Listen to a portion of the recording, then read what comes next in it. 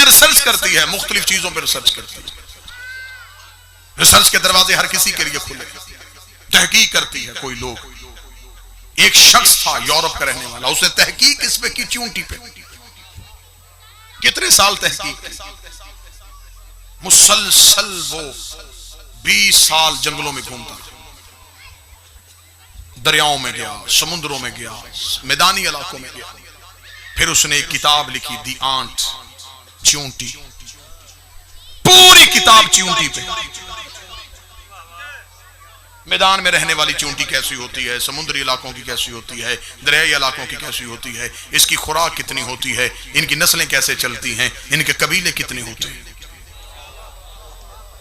बहुत बड़ी तहकीक थी, छोटी बात पे लंबी तहकीक। किताब की तकरीबन रूनुमाई हुई, दुनिया के लोग सर पकड़ के बैठ गए। बड़ा रिसर्च स्कॉलर है, चूंटी पे तहकीक करता रहा। तरह जगह जगह से लोगों के टेलीफोन, ईमेल्स, मैसेज आने शुरू हो गए। उसे नजफ के एक तालिब इल्म ने अली का खुतबा भेज दिया, जो 1400 साल पहले अली ने कूफे में बैठ के चूंटी पे दिया था। उसने जो ही वो खुतबा पढ़ा, उसने सर पकड़ लिया, सर पकड़ के कहा, काश ये खुतबा मैं पहले पढ़ लेता, मेरे 20 साल जाया ना होते। मैंने 20 साल सर्च करके सिर्फ ये पता किया कि चूंटी की नस्लें कितनी है। 1400 साल पहले अली ये भी बता गया कि चूंटी के बदन में रगें कितनी है।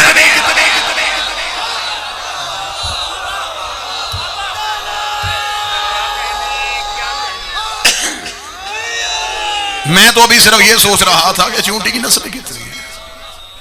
अली ने यह भी बता दिया कि चूंटी के बदन में रगें कितनी। मौला अमीर अल मोमिनीन ने अपने खुतबे में बयान फरमाया था, मालिक इरशाद फरमाते हैं, चूंटी की 1 साल की खुराक गंदम का एक दाना। जमींदार तबका बैठा है, यहां बात की कदर होगी। अली फरमाते हैं, चूंटी जब दाने को स्टोर करती है तो उसे 4 हिस्सों में करती है। उसे पता है मैं दाना ऐसे ही दफनाऊंगी तो इसमें से फिर पौधा उगाएगा।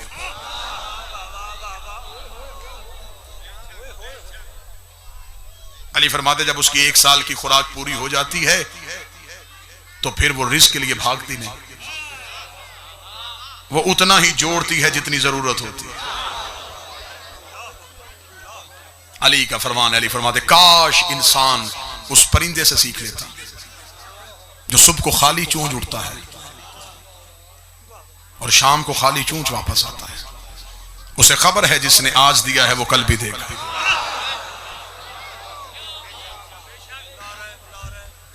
अली ने फरमाया था, अली फरमाते हैं, और मौला अमीर अल मोमिनीन ने यह भी जुमला कहा था, मौजू से हटा हूं तो थोड़ा परेशान तो नहीं हुआ।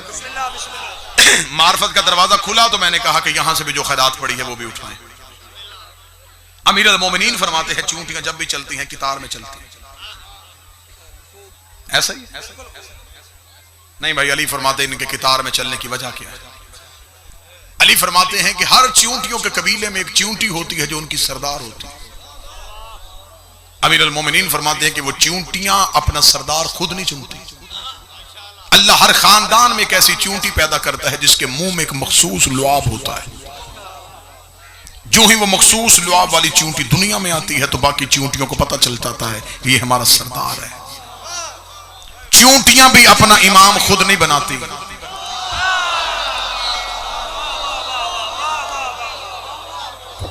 उनमें इलेक्शन नहीं होता, उनमें जमहूरियत नहीं होती, उनमें जबरदस्ती बैयत नहीं होती। अली फरमाता है जिस चूंटी के मुंह में मखसूस लुआब हो वो उनकी सरदार होती है। और वो जो चूंटियों की सरदार होती है, अली फरमाते हैं कि वो दाना चुनने के लिए बाहर नहीं निकलता, वो सिर्फ अपने घर में रहता है। उसके हिस्से का दाना चूंटियां खुद लेके आती है, उसे घर बैठे उसका दाना पहुंचाया जाता है। सतर मेरे दिमाग से अभी जहन से उतरी है तो अभी जुबान से आपके समातों तक पहुंचाने लगा हूं। चूंटियां अपने सरदार का हक उसे घर लाके देती है। चूंटियों की पता है कि खुम्स किसे कहते हैं।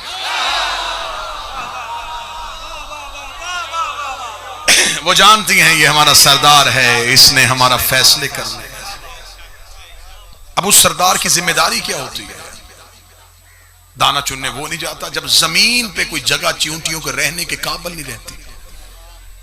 तूफान आ जाता है, बारिश आ जाती है, जमीन के नीचे से पानी आ जाता है, गर्मी की हिद्दत ज्यादा हो जाती है, अब नकल मकानी करनी है, अब अगली जगह पे उस खानदान को जाके बसाना है।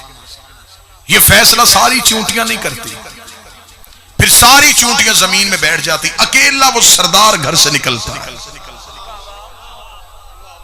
हिजरत जब भी करता है सिर्फ सरदार करता है।